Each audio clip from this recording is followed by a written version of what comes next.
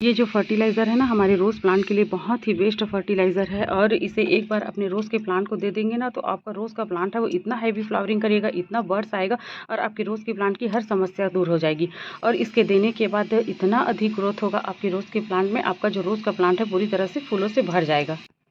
Hello friend, तो देखिए friends, मेरे इस रोज़ के प्लांट में इतना हैवी फ्लावरिंग हो रहा है और ये हमेशा फूल से भरा रहता है और इतने बर्ड्स आए रहते हैं इसमें कि एक भी दिन ऐसा नहीं होता है कि इसमें फ्लावर नहीं खिला हो।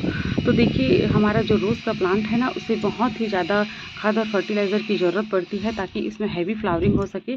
और हमारे प्लांट्स में जब पोषक तत्व की कमी हो जाती है तो हमारा जो रोज़ का प्लांट है वो फ्लावरिंग करना बंद कर देता है। 1-2 फ्लावर आते हैं, उसके बाद उसमें बर्ड्स और फ्लावर आना बिल्कुल बंद हो जाते हैं। तो इस खाद को डालने के बाद ना आपकी ये जो समस्या है पूरी तरह से ख़त्म हो जाएगी। तो देखिए क्या होता है कि हम बहुत अधिक फ्लावरिंग पाने के लिए बहुत सारे खाद और फर्टिलाइज़र का यूज़ अपने प्लांट्स पर करते हैं। केमिकल दवाइयों का यूज़ भी हम अपने प्लांट्स की मिट्टी पे करते हैं, जिसके कारण हमारी प्लांट्स की मिट्टी की जो उर्वरक क्षमता है वो बिल्कुल कम हो जाती है और हमारा जो रोज़ का प्लांट है ना वो बिल्कुल फ्लावरिंग नहीं कर पाता है और 1 ही 2 फूल खिलेंगे, उसके बाद इसमें फ्लावर आना बिल्कुल बंद हो जाता है। अगर आप अपने रोज़ के प्लांट में बहुत हैवी फ्लावरिंग चाहते हैं तो जब आप अपने प्लांट्स की मिट्टी की जब सॉइल मिक्स बनाते हैं ना तो इसकी मिट्टी बिल्कुल वेल ड्रेन होनी चाहिए। पानी इसमें बिल्कुल नहीं रुकना चाहिए फ्रेंड्स। अगर पानी इसमें ठहर गया तो ये आपके प्लांट्स को ख़राब कर सकता है। तो इस तरह से इसकी मिट्टी जो है ना बिल्कुल भुरभुरी हो। तो देखिए बारिश में आप इसकी ना सॉफ्ट प्रूनिंग कर सकते हैं और सॉफ्ट प्रूनिंग करने से ना इस तरह से जो देखिए इस तरह से मल्टीपर्पज़ ब्रांचेज निकलेंगे और इसी में ही अच्छे से फ्लावरिंग आएगा।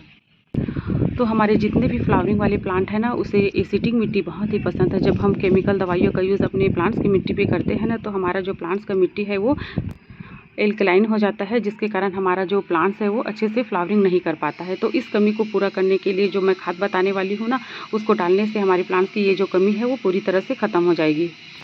तो बारिश में आप ना लिक्विड फर्टिलाइज़र का यूज़ अपने प्लांट्स पर ज़्यादा करें, क्योंकि कोई भी खाद वगैरह हम अपने प्लांट्स पर डालते हैं ना तो बहुत अधिक बारिश होने की वजह से वो मिट्टी के साथ बह जाता है।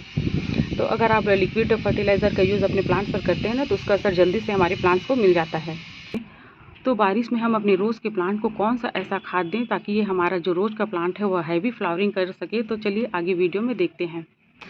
तो हमें क्या करना है, 1 लीटर पानी ले लेना है और 1 लीटर पानी में ये देखिए फ्रेंड्स, ये है केले का छिलका। एक केले का छिलका ले लेना है और केले के छिलके में ना पोटेशियम की मात्रा बहुत अधिक होती है। आयरन होता है, नाइट्रोजन, पोटेशियम, फास्फोरस होता है जो हमारे फ्लावरिंग प्लांट के लिए बहुत ही बेस्ट होता है।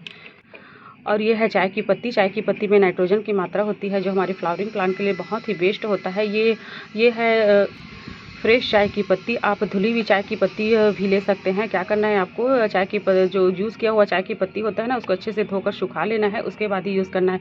तो देखिए जब हम ताज़ी चाय की पत्ती का यूज़ करते हैं ना तो उसे हमें 1 चम्मच लेना है। अगर आप धुली हुई चाय की पत्ती, यूज़ किया हुआ चाय की पत्ती लेते हैं ना उसको आपको 2 चम्मच लेना है। और तीसरी चीज़ है वर्मी कंपोस्ट। वर्मी कंपोस्ट में पूरा NPK का स्रोत होता है। इसमें सभी प्रकार के पोषक तत्व है जो हमारे प्लांट्स को चाहिए। इसे 1 मुट्ठी डालना है।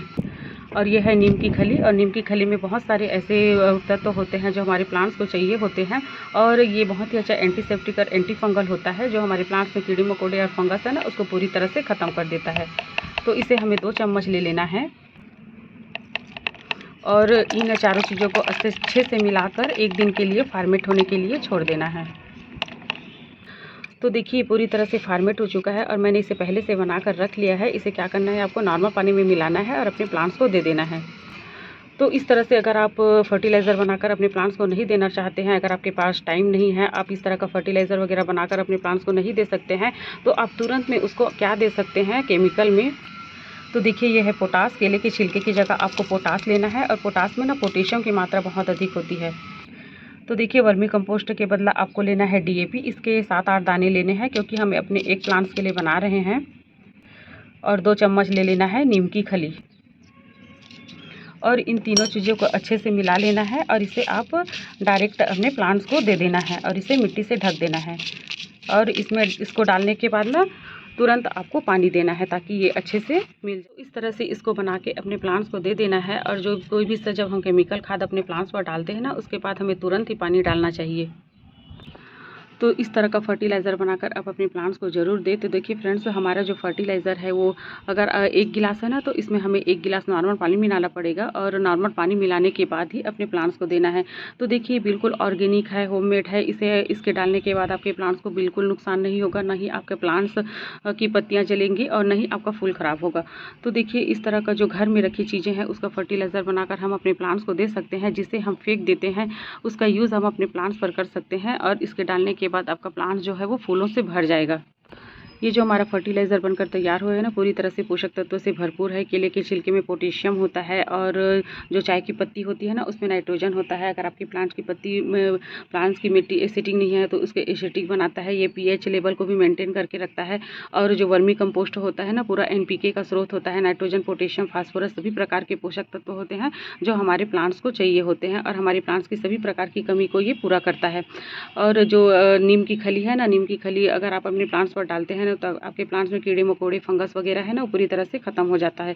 तो बारिश में अभी आप इस फर्टिलाइज़र का यूज़ अपने प्लांट्स पर करेंगे ना, तो आपका प्लांट्स में ना बहुत अधिक हैवी फ्लावरिंग होगा। अगर आपकी प्लांट्स की ग्रोथ रुकी हुई है तो ये आपके प्लांट्स की रुकी हुई ग्रोथ को स्टार्ट कर देगा और आपके प्लांट्स की मिट्टी की उर्वरक क्षमता को बढ़ाएगा।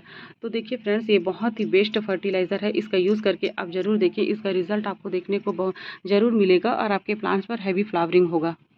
तो देखिए, जो मैंने केमिकल में जो खाद बताया है ना, उसका भी यूज़ आप अपने रोज़ के प्लांट्स पर कर सकते हैं और जो मैं होममेड फर्टिलाइज़र बताई हूँ ना, उसका भी यूज़ अपने प्लांट्स पर कर सकते हैं। तो देखिए, दोनों ही हमारे प्लांट्स के लिए बहुत ही फ़ायदेमंद है, लेकिन दोनों का यूज़ हमें एक साथ नहीं करना है, हमें 15-15 दिन के अंतर में करना है। अगर आप केमिकल दवाइयों का यूज़ करते हैं ना अपने प्लांट्स पर, तो केमिकल दवाइयों के यूज़ करने के 15 दिन के बाद ही आप कोई भी सा होम फर्टिलाइज़र जो हम बनाते हैं ना, उसका यूज़ कर सकते हैं। वीडियो अच्छा लगा होगा तो वीडियो को लाइक करना, सब्सक्राइब करना। Thank you friend.